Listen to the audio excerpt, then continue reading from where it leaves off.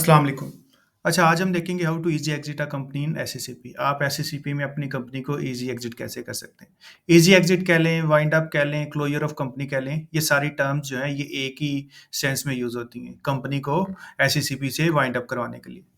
इधर आप सर्च करेंगे एसएससीपी, तो ये जो पहली वेबसाइट आपके पास आएगी, आप इस पे क्लिक कर लेंगे। उसके बाद ये आपके पास एसएससीबी की मेन वेबसाइट आ जाएगी और ये आपके पास टैब्स आ जाएँगे। About us, laws, formation, licensing whatsoever सारे। तो इसमें आप चले जाएँगे कंपनी फॉर्मेशन पे और अगर थोड़ा-सा आप नीचे आएँ तो आपके पास ये फॉर्म्स, एप्लीकेशन, स्केड्यूल्स ये आ रहे होंगे। तो आपने चले जाना है स्टैट्यूटरी फॉर्म्स पे।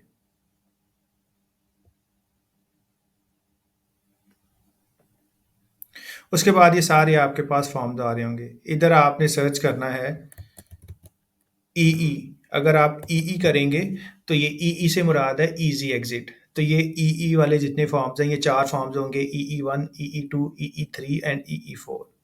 तो ये फॉर्म्स आपने डाउनलोड कर लेने हैं।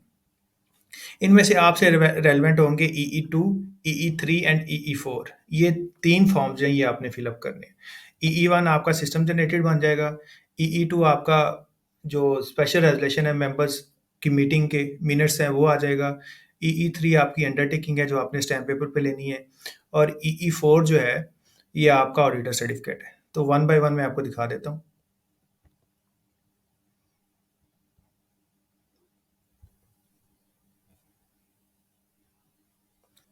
तो ये आपके पास फॉर्म ईई 2 आ जाएगा। इसको फिलअप किस तरह करना है ये मैं आपको दिखा दूँगा। ये बड़ा ईज़ी टू फिलअप है। तो ये मैं आपको बता दूँगा। ये एक फॉर्म हो गया आपके पास ईई 2। इसके बाद आपने डाउनलोड कर लेना है ईई 3। तो ये ईई 3 आपके पास आ जाएगा। ये आपने लेना है स्टैम्प पेपर पे। ₹100 वाला जो स्टैम्प पेपर है ये आपने उस पे प्रिंट करना है। और इस पे भी इसको फिलअप किस तरह करना है मैं आपको दिखा देता हूँ। With the following directors are chief executive of MS. इधर कंपनी का नाम आ जाएगा। इधर इधर वो बता रहा है कि दैट द कंपनी है, जितने भी डायरेक्टर्स होंगे 1, 2, 3 व्हाट्सएवर उनकी सबकी डिटेल आ जाएगी और ये सारा कुछ फिल हो जाएगा। और नीचे जितने भी डायरेक्टर्स होंगे उनके नाम आ जाएँगे और सिग्नेचर्स आ जाएँगे इस तरह। ये जैसे एक डेपोनेंट है, इसको ये आप कॉपी करेंगे और इसको चाहे आप नीचे प्लेस कर लें। इसको ही आप कॉपी करेंगे, इसको आप नीचे प्लेस कर लें। और ये जो आपकी अंडरटेकिंग है, ये आपकी नोटराइज़ होगी, नोटरी पब्लिक से और अटेस्ट होगी या ओथ कमिश्नर से। आप किसी भी स्टैम्प फरोश के पास जाएँगे, वो आपको नोटराइज़ भी कर देगा और अटेस्ट भी कर देगा।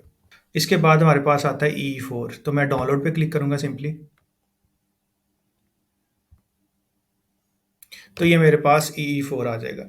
तो ये आपने ऑडिटर से लेना है। ऑडिटर मीन्स ऐसा चार्टर्ड अकाउंटेंट जो इन प्रैक्टिस है। जिसकी कोई फ़र्म है, जो चार्टर्ड अकाउंटेंट फ़र्म जो है, उसको डील कर रहा है, उसको रन कर रहा है, तो ये आपको उससे मिलेगा। ऑडिटर सर्टिफ़िकेट आपको चाहिए होगा, तो आप मेरे से भी कॉन्टैक्ट कर सकते हैं, मैं आपको ऑडिटर सर्टिफ़िकेट जो है, वो अरेंज कर दूँगा। तो ये हमारे पास फ़ॉर्म आ जाएँगे। अब फिल अप फ़ॉर्म कैसे होंगे, वो भी मैं आपको दिखा देता हूँ। अच्छा जी, अब फ़ॉर्म्स को देख लेते हैं कि फ़ॉर्म्स जो हैं, वो ड्राफ्टेड फ़ॉर्म्स कैसे दिखेंगे। तो मैं आपको वन बाय वन करके दिखा देता हूँ। तो ये मेरे पास EE1 आ जाएगा जो पहला फॉर्म है। Application to the concerned registrar for striking of name of the company from the register of companies. अगर तो आप ऑनलाइन फॉर्म फिल कर रहे हैं ना, तो ये आपका जो EE1 है, ये आपका सिस्टम जनरेटेड ही जनरेट हो जाएगा। जब आप इजी एग्जिट का फॉर्म या प्रोसेस करेंगे ई सर्विसेज पे जाके, एसएससीबी की वेबसाइट पे जाके, तो ये आपका ऑटोमेटिकली जनरेट हो जाएगा। तो इसमें सबसे पहले, लेकिन जो जिन लोगों ने मैनुअल सबमिट करना है, उनके लिए मैं बता रहा हूँ। सबसे पहले आपका कंपनी यूनिक आइडेंटिफिकेशन नंबर आ जाएगा या इनकॉर्पोरेशन नंबर कह लें आपको। ये जो आपका इनकॉर्पोरेशन सर्टिफिकेट होगा, ये नंबर उसके ऊपर लिखा होगा। उसके बाद आपका नेम ऑफ द कंपनी आ जाएगा, जो भी आपकी कंपनी का नेम है, प्राइवेट लिमिटेड है, एसएमसी प्राइवेट लिमिटेड है या लिमिटेड है, तो पूरा नेम आ जाएगा। उसके बाद ये जो सीरियल नंबर 3 है, फ़ी पेड इन रुपीज़, ये आप ना भी लिखें, कोई इश्यू नहीं है।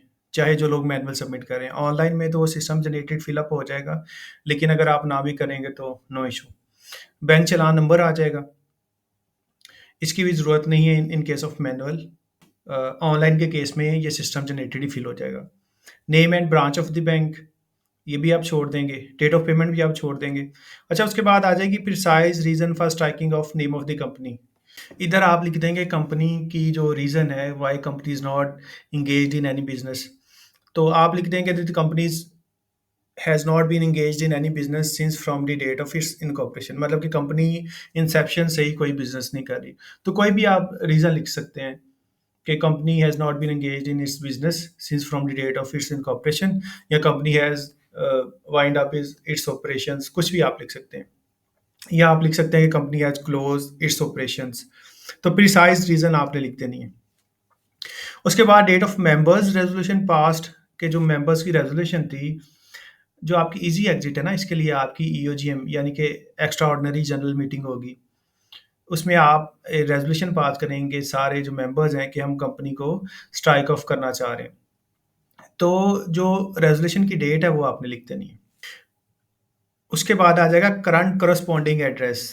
करंट करस्पॉन्डिंग एड्रेस का मतलब ये है कि आपको जब आपकी कंपनी स्ट्राइक ऑफ हो जाएगी, तो जो आपका रजिस्ट्रार है, एससीसीपी आपको इजी एग्जिट का एक सर्टिफिकेट इशू करेगी। आपको वो सर्टिफिकेट किस एड्रेस पे चाहिए?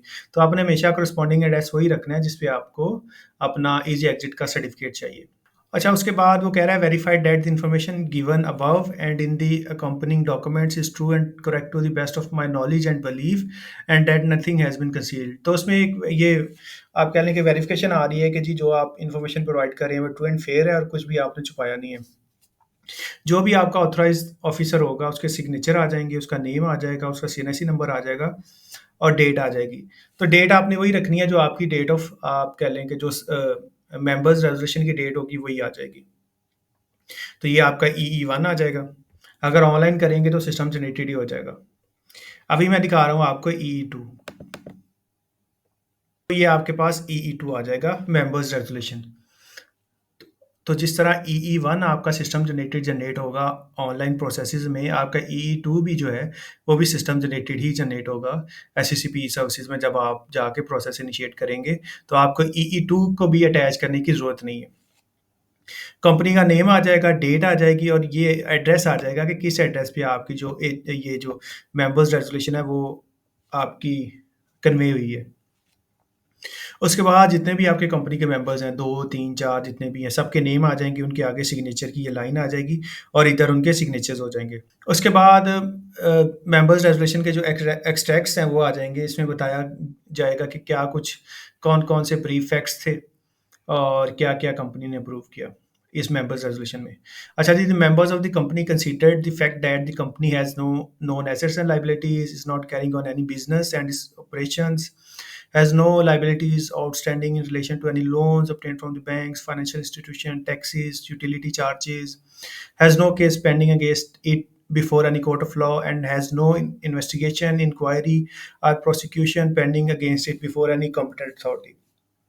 तो ये पॉइंट वाइज जो मेंबर्स हैं उन्होंने ये फैक्ट्स कंसीडर किए हैं कि कंपनी के पास ना कोई एसेट्स है ना कोई लायबिलिटीज़ है, कंपनी की बैलेंस शीट नील है, कंपनी बिजनेस नहीं कर रही और कंपनी ने किसी बैंक से या किसी फाइनेंशियल इंस्टीट्यूशन से टैक्सेस, कोई भी ऑब्लिगेशन नहीं है, चाहे वो किसी फाइनेंशियल इंस्टीट्यूशन की है, चाहे किसी आपकी यूटिलिटी कंपनी की है, चाहे गवर्नमेंट की है, व्हाट्सएवर कोई भी हमारे पे कोई भी लिटिगेशन नहीं है।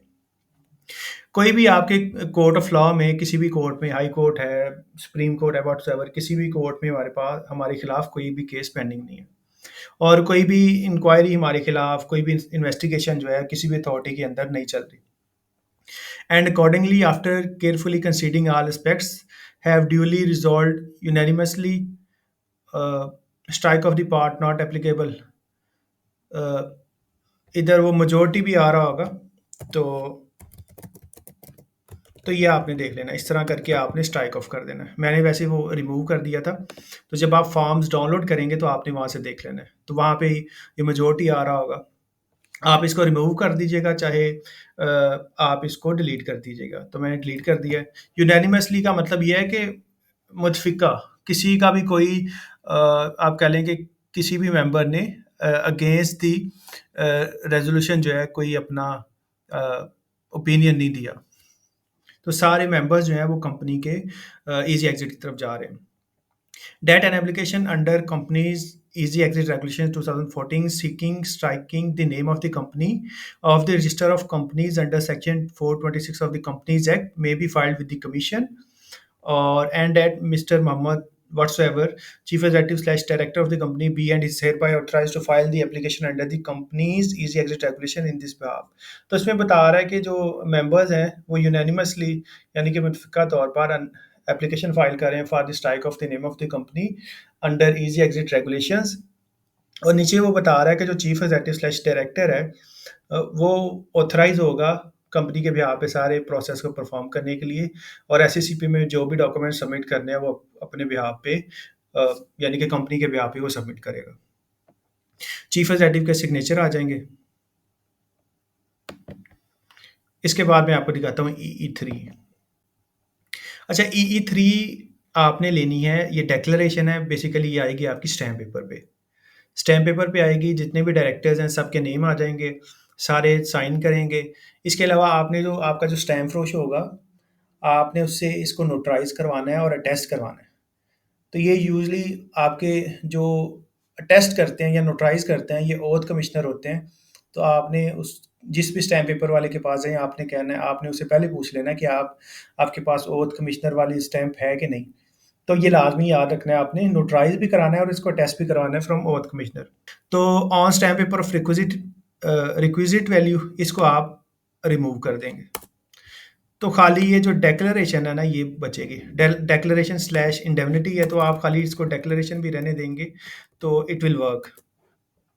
आगे कंपनी का नाम आ जाएगा, we the following directors chief executive of, आगे कंपनी का नाम आ गया, to hereby solemnly affirm and state as follows.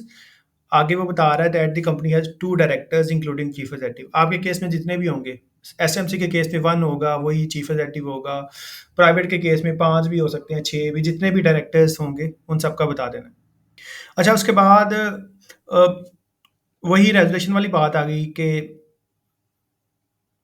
data resolution has been passed by the members in their general meeting held on 24/3/2023। तो आगे वो resolution के बारे में बता रहा है कि मेंबर्स ने एक रेजोल्यूशन पास की है और वो इस स्टेट को ही थी, to strike off the name of the company. तो ये रेजोल्यूशन आ जाएगी। आगे वो बता रहा है कि रेजोल्यूशन यूनानिमसली पास की है, मेजोरिटी के साथ नहीं की, यूनानिमसली यानी कि तमाम मेंबर्स ने एग्री कर लिया। आप ये जो मैंने विद सिंपल मेजोरिटी काटा हुआ है आप इसको रिमूव भी कर सकते हैं, कंपलसरी नहीं है कि आप लिखा रहने दें, आप इसको रिमूव भी कर सकते हैं या आप इसको स्ट्राइक ऑफ भी कर सकते हैं। ये जो लाइन आती है ये स्ट्राइक कर देती है किसी वर्ड को, तो आप स्ट्राइक भी कर सकते हैं। आगे बता रहा है the company has no known assets and is not carrying on any business और एनी ऑपरेशन। कंपनी के कोई एसेट्स नहीं है और कोई बिजनेस नहीं कर रही, तो वो सारी मेंबर्स रेजोल्यूशन वाली बातें आ जाएंगे। आगे चलते हैं पॉइंट नंबर 5 पे। अच्छा जी, that the company has no liabilities outstanding in relation to any loan obtain from the banks, financial institution, taxes, सारी मेंबर्स रेजोल्यूशन वाली बात आ जाएगी। That the company has not undertaking any business of housing, real estate development और real estate marketing since is incorporation. तो जो आपकी real estate development वाली कंपनीज हैं उनकी प्रायर अप्रूवल के बगैर इजी एग्जिट नहीं होगी। तो ये जो आपकी रियल एस्टेट वाली कंपनीज है ये इजी एग्जिट के स्कोप में नहीं आती, ये नॉर्मल वाइंडिंग अप के प्रोसेस के थ्रू जाएंगे, वाइंडिंग अप बाय मेंबर्स या वाइंडिंग अप थ्रू कोर्ट। तो ये इजी एग्जिट के स्कोप में नहीं आएंगी, तो ये आपने बात याद रखनी है। आगे वो बात बता रहा है कि कंपनी के खिलाफ कोई भी केस जो है एससीसीपी में, नैब में, एफबीआर में या किसी भी कॉम्पिटेंट अथॉरिटी में पेंडिंग नहीं है। or that in case of any loss to any person or any valid claim from any person, if any arising out of the striking of the name of the company from the register of company, we hereby undertaking in writing। आगे वो कह रहा है कि अगर company के strike off की वजह से किसी बंदे को, किसी पार्टी को कोई लॉस हो रहा है, तो हम अंडरटेक कर रहे हैं कि हम तमाम लाइबिलिटी जो है, लॉफुल क्लेम्स हैं, उनको सेटल करेंगे, पे करेंगे to indemnify any person from any such loss that may rise pursuant to striking of the name of the company. अगर किसी बंदे को कोई लॉस हुआ है कंपनी के स्ट्राइक ऑफ करने से, तो हम उसे इंडेमनीफाई करेंगे, उसके जो लॉसेस हैं उसको पे ऑफ करेंगे। Claims and liabilities which have not come to our notice at this stage even after the name of the company has been strike off in terms of the section 426 of the Companies Act। और सारी जितने भी जो भी liabilities हमारी नज़र में भी नहीं है हम उनको भी पे ऑफ करेंगे जो हमारे नोटिस में नहीं आए। और आगे वो बता रहा है कि जो भी हमने ऊपर फैक्ट्स किए हैं वो ट्रू एंड फेयर है, और हम जो है लाइबल होंगे फॉर एनी कंसीलमेंट। और आगे वो बता रहा है कि जो एप्लीकेशन है वो true to the best of our knowledge and belief, यानी कि डायरेक्टर्स कह रहे हैं कि जो भी इसमें लिखा हुआ है वो ट्रू एंड फेयर है। आगे आपके जितने भी डायरेक्टर्स हैं उनके नाम आ जाएगा, डेजिग्नेशन आ जाएगी, एड्रेस आ जाएगा, सीएनएसी नंबर आ जाएगा। अगर एक बंदा डायरेक्टर भी है, चीफ एग्जेक्टिव भी है, तो वो director slash chief chief executive भी कर सकता है। जैसे ये चीफ एग्जेक्टिव है तो ये स्लैश इसको डायरेक्टर कर लें। सेकंड डायरेक्टर का नेम आ जाएगा, डेजिग्नेशन, एड्रेस और उसका सीन। ये देखें जी, verified tested by class one magistrate, oath commissioner, notary public, seal of the testing officer. तो ये आपने नोटराइज भी करवाना है और टेस्ट भी करवाना है। तो ये 3 डॉक्यूमेंट्स हो गए हमारे।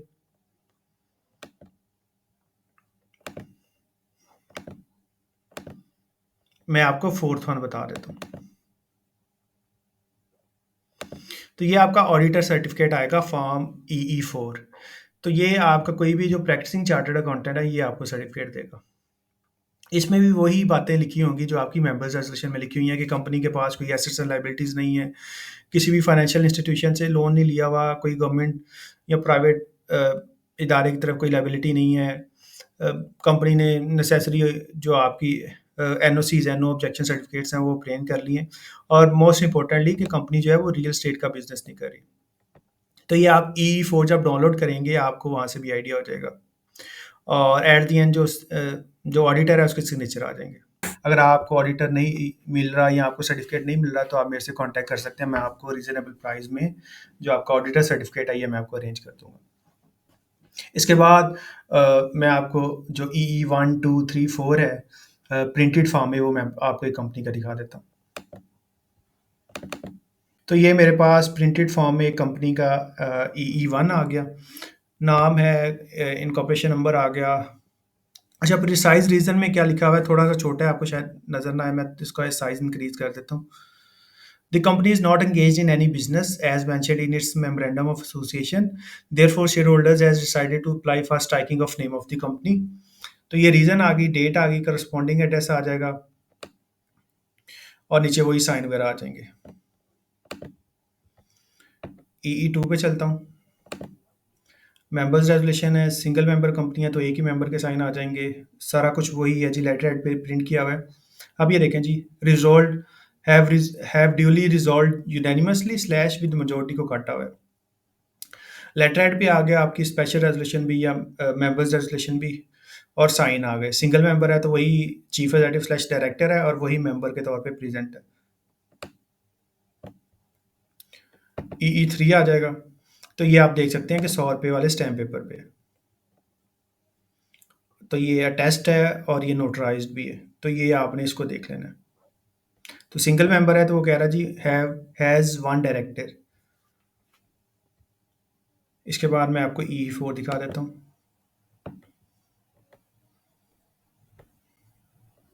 तो ये जी हमने एक ऑडिटर से सर्टिफिकेट लिया हुआ है। तो ये जो सर्टिफिकेट है ये ऑडिटर के लेटर हेड पे आपको चाहिए होगा तो आप मुझे बता सकते हैं, मैं आपको अरेंज कर दूंगा। अच्छा, इसके बाद हम चलते हैं कि हमने ऑनलाइन किस तरह फाइल करनी है। इजी एग्जिट की एप्लीकेशन जो है हम ऑनलाइन किस तरह फाइल करेंगे, तो मैं आपको दिखा देता हूँ ये भी। तो सबसे पहले आप गूगल पे जाएंगे और आप सर्च करेंगे लीप SECP। तो ये आपके पास देखें सबसे पहले जो आ जाएगी लीप। तो सिंपली आप लीप पे चले जाएंगे, ये पहला जो लिंक आएगा इसी पे क्लिक कर लेंगे। अच्छा जी, ये आपके पास ये लैंडिंग पेज आ जाएगा SECP लीप का या SECP इजी फाइल का। इवन तो आपकी कंपनी चाहे ई सर्विसेज में बनी है, आपने जो इसको इजी एग्जिट का प्रोसेस करना है वो SECP लीव के पोर्टल से ही होगा। अगर आपकी ई सर्विसेज में भी बनी है तो आपके वही लॉगिन क्रीडेंशियल्स SECP ई सर्विसेज वाले ही SECP इजी फाइल में या लीव में चल जाएंगे। तो आपने इस बात से कंफ्यूज नहीं होना कि जी मैंने कंपनी तो ई सर्विसेज में बनाई थी और अभी तो पोर्टल चेंज हो गया और मुझे दोबारा से साइन अप करना पड़ेगा। तो ऐसी कोई बात नहीं, आपको दोबारा साइन अप करने की जरूरत नहीं है। आपने वही लॉगिन क्रीडेंशियल्स यहाँ लगा देने। और ये जो मैं कंपनी भी जिसका इजी एग्जिट कर रहा हूँ इसने भी वही लॉगिन क्रीडेंशियल्स यहाँ पे लगाने हैं। तो सिंपली लॉगिन पे क्लिक करूँगा। तो जो मेरे लॉगिन क्रीडेंशियल्स हैं मैं उसको लगा देता हूँ अभी। ये मेरे लॉगिन क्रीडेंशियल्स आ जाएँगे। लॉगिन में क्या होगा, मेरे पास सीएनएससी नंबर आ जाएगा और पासवर्ड आ जाएगा जो मैंने साइन अप करते हुए रखा होगा। तो सिंपली मैं लॉगिन पे क्लिक कर दूँगा। तो जब आप लीप में लॉगिन करेंगे, तो ईज़ी फाइल का ये डैशबोर्ड आपके सामने आ जाएगा। तो मैं चलता हूँ जी, तो जितनी भी आपके पास कंपनीज़ हैं वो इधर अपीयर हो रही होंगी। तो अगर मैं जाऊँ फाइलिंग एंड कंप्लायंस पे, इस डैशबोर्ड पे आके जैसे ही आप लॉगिन करेंगे ये डैशबोर्ड आपके सामने आ जाएगा। आप सिंपली जाएँगे फाइलिंग एंड कंप्लायंस पे। तो ये आपके पास जितनी भी कंपनीज़ होंगी वो इधर अपीयर हो जाएँगी। तो जिस कंपनी को भी आपने इनिशिएट करना है आप उस पे क्लिक कर देंगे। तो जो आपकी कंपनी होगी उसके साथ में ये देखें, ये डॉट 2 डॉट बने हुए हैं। जिस पे भी क्लिक करेंगे वो प्रोसीड पे आ जाएगा। तो मैंने एक कंपनी सेलेक्ट कर लिया, मैं चलूँगा प्रोसीड पे। तो ये डैशबोर्ड आपके सामने खुल जाएगा। कंपनी के जो सारे प्रोसेसेस होंगे वो आपके सामने आ जाएँगे। अगर आप थर्ड कॉलम में आते हैं, ये पीरियोडिक फाइलिंग वाले, इसके अगर आप एंड पे आएँ conversion, merger and closure of a company, तो आप इसके अगर थर्ड वाले पे आ जाएँ कंपनी ईज़ी एग्ज़िट स्कीम, तो आप सिंपली इस पे क्लिक कर देंगे कंपनी ईज़ी एग्ज़िट स्कीम पे, CEES। तो ये आपको ये बता रहा है steps to complete the process of company easy exit scheme. Manual चालान जनरेट करें, fill and attach application for striking of name of the company with registrar of companies with paid चालान, और एप्लीकेशन सबमिट करें along with paid चालान in concern CR। तो ये manual जो application है ये उसका प्रोसेस है। तो आपने क्लिक करना है डन पे। तो जी ये मेरे पास देखें, मुझे वो वापस जो ई सर्विसेज है वो उस पे ले आया। मैं लीव पे गया, लीव पे जाके मैंने कंपनी ईज़ी एक्सिस स्कीम पे सेलेक्ट किया, क्लिक किया उस पे, तो ये मुझे अ, वापस पुराने पोर्टल पे ले आया। तो आपने याद रखना है कि लीव के जो कुछ प्रोसेसेस हैं, जैसे ईज़ी एग्ज़िट है, आपका मॉर्टगेज एंड चार्जेस के जो आपके हैं फॉर्म्स, वो अभी ई सर्विसेज पे ही पड़े हुए हैं। ये अभी लीव पे कन्वर्ट नहीं हुए। तो जो भी आपकी कंपनी है रेलेवेंट, आपने अ, उस पे क्लिक कर लेना है। ये मेरे पास 2 कंपनीज़ आ रही हैं और ये दोनों कंपनीज़ के आगे ये देखें लॉगिन का बटन आ रहा है। तो आप लॉगिन पे क्लिक कर लेंगे। तो ये आपके पास जो अवेलेबल प्रोसेसेस है, लिस्ट ऑफ अवेलेबल प्रोसेसेस वो आ जाएगी। तो इसमें ये पहले कॉलम में नहीं आ रहा हमारे पास आ रहा है सेकंड कॉलम में। Companies easy exit regulations CER। तो आप इस पे क्लिक कर देंगे। तो जैसे ही मैंने कंपनी ईज़ी एग्ज़िट स्कीम पे क्लिक किया तो मेरे पास ये विंडो ओपन हो गई। ये आपका जो EE1 फॉर्म मैंने आपको दिखाया था, ये वो फॉर्म जनरेट हो गया। अच्छा, अब इसमें हमने करना क्या है? सबसे ऊपर तो आपको पता है कंपनी का नेम आ रहा होगा। उसके बाद आपने सेलेक्ट करना है पेमेंट, मोड ऑफ पेमेंट जो है। बैंक चालान भी कर सकते हैं, डेबिट क्रेडिट कार्ड भी कर सकते हैं, और ADC ई-पेमेंट। ई-पेमेंट मीन्स आप ईज़ी पैसा की जो फैसिलिटी है वो भी अवेल कर सकते हैं। अगर बैंक चालान पे जाएँगे तो ये आपको कहेगा लोकेट ब्रांच। लोकेट ब्रांच पे क्लिक करेंगे, ये क्लिकेबल है।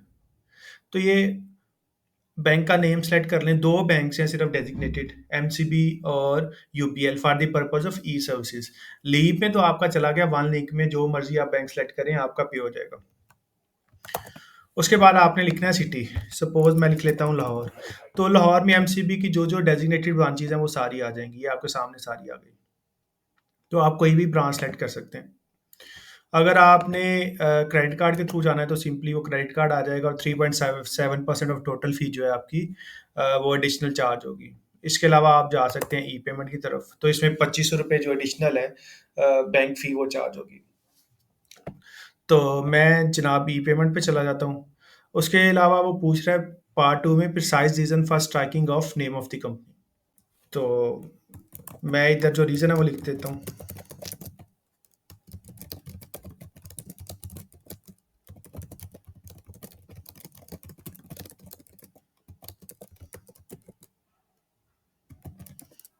तो ये मैंने प्रिसाइज़ रीज़न लिख दिया कि जो कंपनी है ना वो किसी बिज़नेस में एंगेज नहीं है from the date of its its incorporation. Date आ जाएगी, डेट ऑफ मेंबर्स रेज़ोल्यूशन। आप इसके ऊपर क्लिक करेंगे तो ये देखें, ये सेलेक्ट सेलेक्ट करने देगा। तो जो डेट आपने मेंबर्स रेज़ोल्यूशन में EE2 में लिखी होगी और EE3 जो आपकी डिक्लेरेशन है उसमें लिखी होगी, वही आपने इधर लिख लेनी है।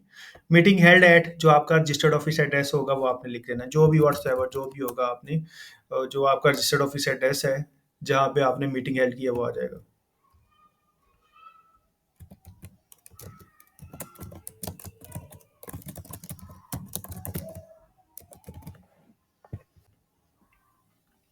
उसके बाद वो पूछ रहा है करंट करस्पॉन्डिंग एड्रेस। अच्छा जी, करंट करस्पॉन्डिंग एड्रेस का मतलब है आपको जो आपका ईज़ी एग्ज़िट का सर्टिफ़िकेट है वो आपको कहाँ पे चाहिए। देखिए रजिस्टर्ड ऑफिस एड्रेस तो कंपनी का ख़त्म हो गया ना, अगर सपोज़ रेंटेड स्पेस है और कंपनी अपने बिज़नेस ऑपरेशंस ही ख़त्म कर चुकी है, तो कंपनी के पास रजिस्टर्ड ऑफिस एड्रेस कहाँ होगा अनलेस अनटिल एंड अनलेस आपका आपका रजिस्टर्ड ऑफिस एड्रेस आपका होम एड्रेस ना हो।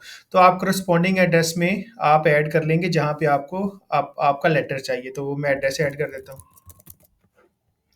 उसके बाद वो कह रहा है कि view point of dissenting members, कोई मेंबर आपके खिलाफ तो नहीं गया। सपोज कर लें कंपनी में 3 मेंबर्स थे, तो 2 मेंबर्स कहते हैं जी हमने वाइंड अप करनी है और तीसरा मेंबर कहता है कि नहीं करनी, तो ये अगर तो वो कहता है कि नहीं करनी, तो उसने अपने पॉइंट ऑफ व्यू लिखना है कि किस वजह से वो चाह रहा है कि कंपनी जो है वो स्ट्राइक ऑफ ना हो, इजी एग्जिट में ना जाए। अगर नहीं है तो आपने सिंपली एन ए लिख देना है इधर। अच्छा जी, members present in the meeting, तो इधर आपने जितने भी मेंबर्स प्रेजेंट थे उनके नाम लिख देने हैं। ऐड रॉक पे क्लिक करना है और सिंपली जो मेंबर्स प्रेजेंट थे आपने उनका नाम लिख देना है। एसएमसी होगी तो एक ही मेंबर होगा, प्राइवेट लिमिटेड होगी तो एटलीस्ट 2 मेंबर्स होंगे। उसके बाद पार्ट 3 में डिक्लेरेशन क्लिक कर देंगे। डिक्लेरेशन में वही कि ट्रू एंड फेयर है, to the best of my knowledge and believe है, और जो भी हम डॉक्यूमेंट सबमिट कर रहे हैं वो एक्चुअल हैं। और उसके बाद आप सिंपली सेव एंड कंटिन्यू पे क्लिक कर देंगे। अच्छा, इसके बाद वो कह रहा है व्यू अटैचमेंट ऑफ CER। तो ये वाली अटैचमेंट जो है, इधर आपको अटैचमेंट लगाने की ज़रूरत नहीं है, लेकिन अगर आप मेंबर्स रेजोल्यूशन लगाना चाहें तो आप लगा सकते हैं। तो मैं सिंपली जो मेंबर्स रेजोल्यूशन है वो लगा देता हूँ।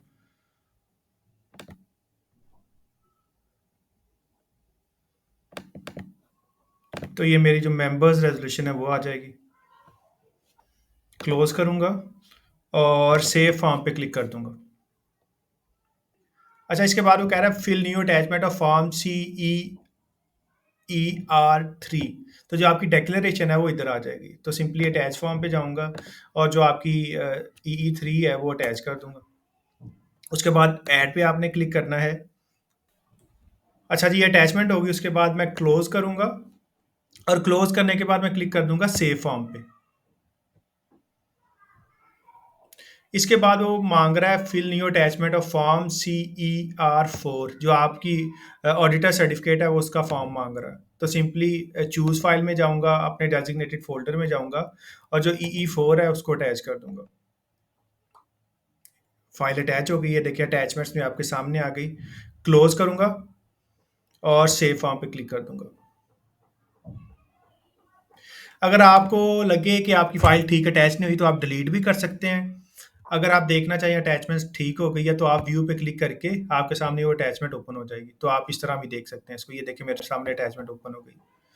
तो इस तरह भी कर सकते हैं, ये देख सकते हैं ये अटैचमेंट मेरे सामने ओपन हो गई है। सिंपली सेव वहाँ पे करूँगा तो मेरी अटैचमेंट जो है वो सेव हो जाएगी। उसके बाद मैं जाऊँगा फिल न्यू बैंक चालान। अच्छा जी, ये बैंक चालान आ जाएगा आपके पास। तो इसको सिंपली जो बैंक चालान को है सिंपली इसको आपने सेव करना है। तो ये बैंक चलान में आप देख सकते हैं वो कह रहा है 5,000 फ़ी है और 25 रुपये आपके बैंक चार्जेस हैं। तो सिंपली इसको आपने नीचे जाएँगे और इसको कर देंगे सेव फॉर्म। अच्छा जी, मेरा जो चालान फॉर्म है वो भी मैंने सेव कर लिया। अब सिंपली मैं जाऊँगा साइन फॉर्म पे।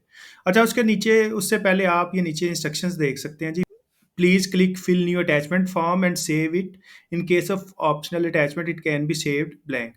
तो ये जो update attachment form of CEER है ना, जहाँ पे मैंने फॉर्म EE2 लगाया था मेंबर्स रेजोल्यूशन, इसको आप ब्लैंक भी छोड़ सकते हैं। इसकी अटैचमेंट की ज़रूरत नहीं है, इसको आप ब्लैंक भी छोड़ सकते हैं, ये ऑप्शनल है। ये जो 2 अटैचमेंट्स है ना, CER3 और CEER4, ये आपने कंपल्सरी लगाना है। डिक्लेरेशन और ऑडिटर सर्टिफिकेट ये आपने कंपल्सरी लगाना है। और उसके बाद वो बता रहा है when attachments are successfully saved, link for fill new bank challan form is enabled, click the link review and save the bank challan form. तो जैसे ही सारी अटैचमेंट सेव हो गई है, जो आपका बैंक चालान फॉर्म वाला जो लिंक है ये अपडेट हो गया। इस पे हम क्लिक करेंगे और इसको सिंपली सेव कर देंगे। और when challan form is saved, sign forms link becomes enabled for signing of the required documents. Please perform signing by entering the pin and submit the process। तो ये साइन फॉर्म अपडेट हो गया। अब हम simply इसको इस पे click करेंगे, अपना पिन लगाएंगे और इसको सबमिट कर देंगे। उसके बाद वो बता रहा है कि आपने पेमेंट जो है वो करनी है। तो सिंपली साइन फॉर्म पे क्लिक करूंगा तो ये मेरा साइन फॉर्म पे आ गया, तो सिंपली अब मैं पिन लगाऊंगा। अगर आपको पिन नहीं याद तो मेरे भाइयों आप ये रीसेट पिन पे जाके आप अपना पिन भी रीसेट कर सकते हैं। तो मुझे पिन याद है तो मैं सिंपली इधर पिन लगा दूंगा 4 डिजिट्स वाला। अप्लाई पिन पे क्लिक करूंगा। लें जी, और ये सबमिटेड। तो जैसे ही आप सबमिट पे क्लिक करेंगे तो ये आपके पास एप्लीकेशन का स्टेटस आ जाएगा। वो बता रहा है your application has been successfully submitted to SSCP. Process का रेफरेंस आईडी आ गया। Payment of applicable fee is due now, please pay requisite fee, failing which the process will automatically be deleted after 15 days. The document will be processed only after verification that the prescribed fee has been deposited in any of the designated bank branch. तो कह रहा है कि अगर आप 15 days के अंदर अंदर फी तो वो कह रहा है कि अगर आप 15 डेज के अंदर अंदर फी पे नहीं करते तो प्रोसेस जो है वो ऑटोमेटिकली डिलीट कर दिया जाएगा। और प्रोसेस तभी आगे बढ़ेगा जब आप जो फी है उसकी वेरिफिकेशन होगी। सबमिटेड प्रोसेस में आ जाएगा, क्योंकि मैंने ई पेमेंट्स सेलेक्ट की थी, तो यानी क्रेडिट कार्ड सेलेक्ट किया था, ये मेरा क्रेडिट कार्ड का ऑप्शन आ जाएगा। जैसे ही मैं पेमेंट करूँगा, अब ये देख लें ये कैंसिल प्रोसेस में आ रहा है। जैसे ही मैं पेमेंट कर दूँगा तो ये कैंसिल ख़त्म हो जाएगा और रजिस्ट्रार के पास पहुँच जाएगा। आप उधर से बैंक चालान भी सेलेक्ट कर सकते हैं, आप उधर से ई पेमेंट भी कर सकते हैं। तो ये मैं मेक पेमेंट पे जाके मेक पेमेंट करूँगा, और मैं मेरे पास जो वीज़ा का कार्ड होगा उसके साथ जो भी पर्टिकुलर्स होंगे वो मैं सारे फिल करके अपने कार्ड नंबर दूंगा, वैलिडेशन कोड जो उसके बैग पे होगा, पे करूँगा, तो ये सारा हो जाएगा। तो उसके बाद कोई 3 से 4 दिन के बाद या कोई एक वीक के बाद आपको एसएससीपी से एक लेटर आएगा कि आपकी कंपनी जो है ना वो with in 90 days easy exit कर दी जाएगी। एक लेटर आपको आ जाएगा और एक आपके ऑडिटर को आ जाएगा। अच्छा, ये तो मैंने आपको ईज़ी एग्ज़िट का प्रोसेस बता दिया जो कंपनीज़ बनी हैं बिफ़ोर 15 फ़रवरी। आपको पता है कि 15 फ़रवरी के बाद एसएससीपी का जो नया सिस्टम था, एसएससीपी ईज़ी फ़ाइल वो लॉन्च हो गया था। तो जो कंपनी 15 फ़रवरी से पहले बनी है, वो ही आपका ई सर्विसेज़ में जाके कंपनी ईज़ी एग्ज़िट का प्रोसेस फ़ॉलो कर सकती हैं। और जो कंपनी बनी है आपकी 15 फ़रवरी से बाद, वो ईज़ी एग्ज़िट के लिए मैनुअली एप्लीकेशन फ़ाइल करेंगी। तो मैं आपको दिखा भी देता हूँ। मैं लॉगिन क्रेडेंशियल्स यूज़ कर रहा हूँ एक नई कंपनी के, लॉगिन पे क्लिक करूँगा।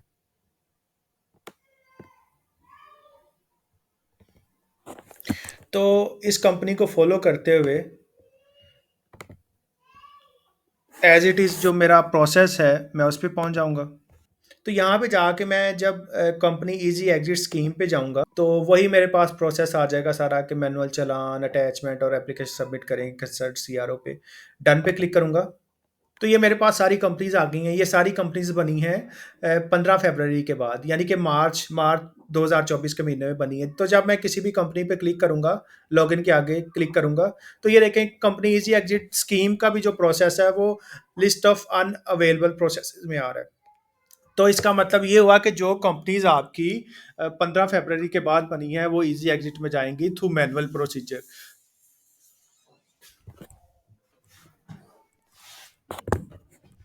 तो जो कंपनी आपकी 15 फ़रवरी के बाद बनी है, उनको आपने मैनुअली अपने कंसर्न्ड सीआरओ जो आपका कंपनीज़ रजिस्ट्रेशन ऑफ़िस होगा, वहाँ पे आपने जो एप्लीकेशन है, वो मैनुअल फ़ाइल करनी है। तो मैं फॉर्म सारे यही आ जाएँगे, लेकिन आपका जो चालान है, चालान की अमाउंट 10,000 हो जाएगी इन केस ऑफ मैनुअल एप्लीकेशन। तो मैं आपको बता देता हूँ कि मैनुअल एप्लीकेशन के केस में आपने चालान कैसे बनाना है, तो आइए उसको देख लेते हैं। वापिस मैं लीव पे आ जाऊँगा। तो ये जैसे ही लीव की मेन लैंडिंग पेज आ जाएगा, इसके बाद आप जाएँगे मैनुअल चालान जनरेटर पे। तो ये आपके पास आ जाएगा what do you want to do? तो अगर आप नीचे आते जाएँ, नेम रिजर्वेशन है, कंपनी इनकॉर्पोरेशन है, combined name reservation and incorporation है, company filing and compliance, LLP incorporation, combined LLP name reservation and incorporation, LLP filing and compliance, certified true copy, group registration. तो इस पे मैं जाऊँगा कंपनी फाइलिंग एंड कंप्लायंस, ये जो आपके पास 4th नंबर पे आ रहा है ना स्टार्ट से, तो ये जो कंपनी फाइलिंग एंड कंप्लायंस है, इसके साथ ये जो बॉक्स बना हुआ है, ये राउंड सर्कल में इस पे क्लिक कर दूँगा तो ये प्रोसीड का बटन आ जाएगा। प्रोसीड पे क्लिक करूँगा। इधर आपने कंपनी का नाम सर्च करना है। आप नेम से भी सर्च कर सकते हैं और जो आपका कंपनी यूनिक इनकॉर्पोरेशन नंबर है या आइडेंटिफिकेशन नंबर है, उससे भी सर्च कर सकते हैं। तो ये आपने सर्च करना है बिफोर प्राइवेट लिमिटेड। सपोज़ कर लें एबीसी प्राइवेट लिमिटेड, तो आप एबीसी लिख दीजिएगा इधर।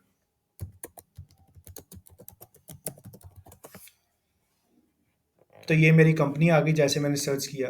सिंपली ये राउंड सर्कल पे क्लिक करूँगा और ये प्रोसीड पे ले जाएगा मुझे।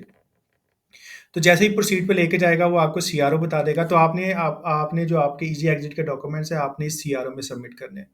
उसके बाद जो आपकी कंपनी का जो रजिस्टर्ड ऑफिस एड्रेस है वो आ रहा होगा, तो ये आपने कन्फर्म कर लेना है। ऊपर आपका कंपनी का नेम आ रहा होगा। इसके बाद सिंपली आप क्लिक करेंगे प्रोसीड पे। आगे वो पूछ रहा है select a type of filing slash compliance. आप किस किस कंप्लायंस के बारे में आप जो है चालान जनरेट करना चाह रहे हैं। तो चेंज रिक्वेस्ट है, इवेंट बेस्ड फाइलिंग है, पीरियोडिक फाइलिंग है, कन्वर्जन एंड मर्ज है और कंपनी वाइंड अप। तो आपने सिंपली जो लास्ट वाला राउंड सर्कल है इस पे क्लिक कर देना है और आपने प्रोसीड पे क्लिक कर देना है। तो ये आपको ले जाएगा सीधा company easy exit scheme CEES पे। तो सिंपली आप इसको क्लिक कर देंगे और प्रोसीड पे क्लिक कर लेंगे। और आगे वो पूछ रहा है कंपनी इजी एग्जिट स्कीम की अमाउंट कितनी है, चालान की अमाउंट कितनी है। तो इस चालान की अमाउंट आ जाएगी 10,000 रुपीज़। तो आपने मैनुअली लिख लेना है 10,000 और उसके बाद आप दोबारा प्रोसीड पे क्लिक करेंगे। ये एक वेरिफिकेशन आ जाएगी, I am not a robot. इस बॉक्स पे आप क्लिक करेंगे और सिंपली जनरेट चालान पे क्लिक कर देंगे। तो ये जी आपके पास चालान जनरेट हो चुका है और वो डॉक्यूमेंट्स कह रहे हैं जी हार्ड कॉपी ऑफ पेड चालान, एडिशनल फ़ी चालान तो हमारे पास आएगा नहीं और document should be submitted at CRO Islamabad, क्योंकि इस्लामाबाद की कंपनी है। तो सिंपली ये जो डाउनलोड चालान का ब्लू बटन है इस पे मैं क्लिक करूँगा। तो ये मेरे तो ये जो मेरे पास चालान है ये डाउनलोडेबल फॉर्म में आ जाएगा। तो आप सिंपली इसको प्रिंट कर लें, सेव कर लें, व्हाट्सएवर। इसका आपने प्रिंट लेना है A4 पेज पे और आपने इसको सबमिट कर देना है। अगर आप देखेंगे तो एक कॉपी आपका बैंक रख देगा, एक आपकी एसएससीपी कॉपी आ जाएगी जो एसएससीपी के फॉर्म के साथ लग जाएगी, जो आप इजी एग्जिट के फॉर्म्स आएंगे EE1, EE2, EE3 और EE4 और एक कस्टमर कॉपी ही आपके पास रहेगी। दूसरी बात ये कि आप बैंक में भी जमा करा सकते हैं, आप अपने बैंक के वन बिल के थ्रू भी पे कर सकते हैं। वन बिल के थ्रू पे कर दें और उसका जो स्क्रीनशॉट है वो डॉक्यूमेंट्स के साथ अटैच कर दें। जैसे ही आपकी कंपनी इजी एग्जिट हो जाएगी आपको एक एससीसीपी की तरफ से एक लेटर, जो आपका जो करस्पॉन्डेंस एड्रेस होगा उस पे आपको एक लेटर रिसीव हो जाएगा। वो लेटर कैसा होगा मैं आपको दिखा देता हूँ। तो जैसे ही रजिस्ट्रार आपकी इजी एग्जिट को प्रोसीड कर देगा तो आपको इस तरह का एक जो लेटर है वो आपके एड्रेस पे रिसीव हो जाएगा।